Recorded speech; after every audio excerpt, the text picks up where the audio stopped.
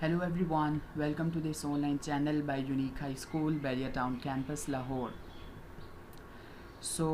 This video is for class 6th and we are going to cover first and second application and the remaining essay, which is essay number 4, and it is from the syllabus of May.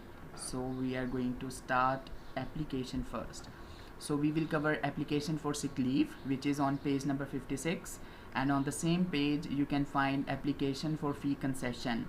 And from essay part we will cover Quaid-e-Azam Muhammad Ali Jinnah, which is on page number 59.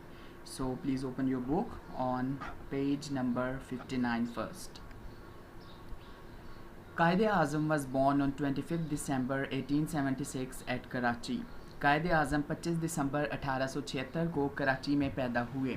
He passed his matriculation examination from a local school and went to England for higher studies. उन्होंने अपना matric का इम्तिहान उधर के अवामी इदारे से किया. Local school का मतलब ये जो उसी एरिया के जो स्कूल्स होते हैं. And went to England for higher studies, और बाद में वो इंग्लैंड चले गए ताकि वो अपनी मज़ीद आगे की पढ़ाई कर सके.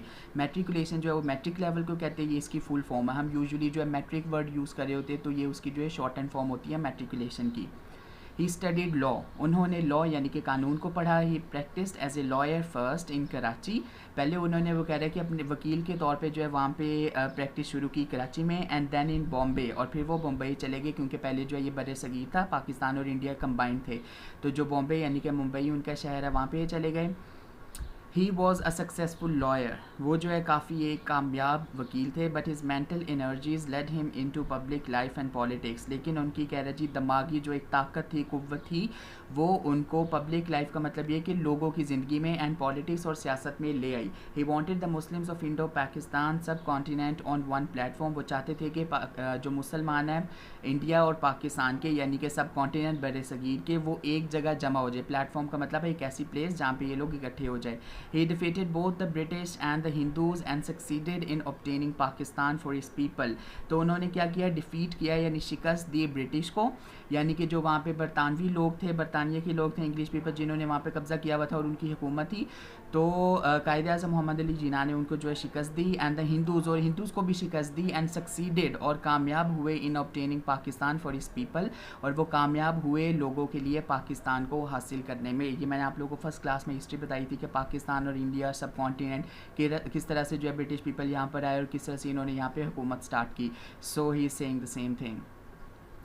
Quaid-e-Azam was a strict disciplinarian. Disciplinarian का मतलब ये कि वो डिसिप्लिन कायम रखते थे अपनी ज़िंदगी के अंदर.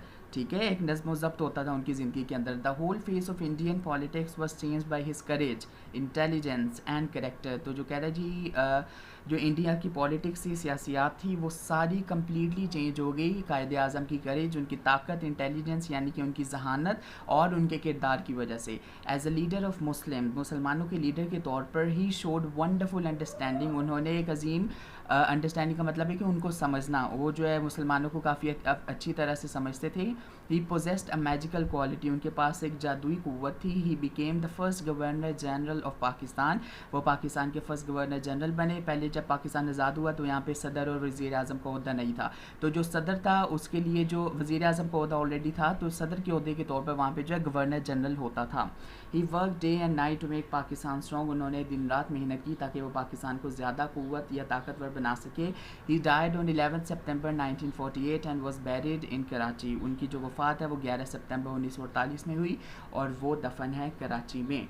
तो ये पूरा ऐसे था कायद-ए-आज़म मोहम्मद अली जिन्ना में कि किस तरह से उन्होंने पाकिस्तान और मुसलमानों के लिए काम किया और दिन रात एक करके पाकिस्तान हमें दिया, और पाकिस्तान बनने के बाद भी उन्होंने काफ़ी खिदमत की और पाकिस्तान को काफ़ी मजबूत बनाया. So we are starting applications.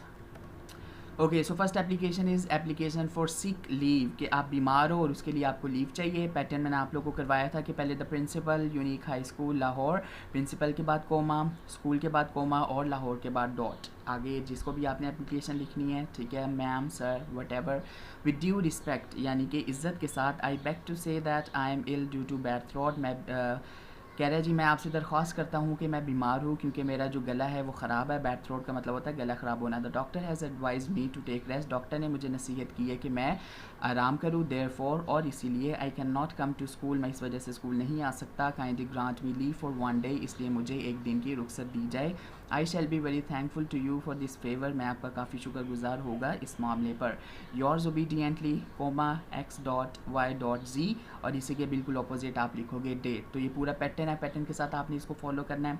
Second application is for fee concession, यानी कि आपने फ़ीस के अंदर जो है कमी करवानी है, ठीक है, कंसेशन करवानी है। तो उसके लिए आप एप्लीकेशन लिखिए to the head of school, the principal, unique high school, Lahore. Sir, with due respect I beg to say that my father is a peon in an office, ठीक है, मेरे जो वालिद है वो एक चपरासी है, ऑफिस में पियन कहते हैं चपरासी को, ठीक है, यानी ये लोअर किस्म की जॉब होती है। He has to support a large family, उनको जो है काफ़ी बड़ी फैमिली को जो सपोर्ट करना पड़ता है। He can not bear my expenses of study, और वो मेरी पढ़ाई के जो अखराजात है उसको बर्दाश्त नहीं कर सकते। I am so fond of studying, मैं पढ़ने का बहुत शौकीन हूँ। I may kindly be granted full fee concession, मुझे क्या पूरी फ़ी कंसेशन मिल सकती है। I enjoy this concession last year on merit, मुझे जो है आखिरी बार मेरिट स्कॉलरशिप मिली थी। मेरिट का मतलब ये कि मार्क्स अच्छे होते हैं, परसेंटेज अच्छी होती है, तो उसकी वजह से जो फ़ी है उसके अंदर कंसेशन मिल जाती है। दिस ईयर टू, और इस साल भी, I have top the list in the annual examination, और मैंने इस साल भी काफ़ी अच्छे मार्क्स लिए। टॉप का मतलब ये कि सबसे ऊपर आया हूँ सालाना इम्तहानात में। I shall be very thankful to you for this act of kindness, और मैं आपका शुक्रगुजार होगा इस काइंडनेस के, यानी कि आपकी इस काइंडनेस पे। योर्स ओबीडियंटली x.y.z एंड उसके सामने आप लिखोगे डेट। तो ये दो ही एप्लीकेशन इंक्लूड थी आपके मई तक के सिलेबस में, और जो ऐसे थे वो भी हमने कंप्लीट कर लिए हुए, ठीक है जी। So this is all about your 22nd video lecture. Thank you for watching this video. Have a nice day.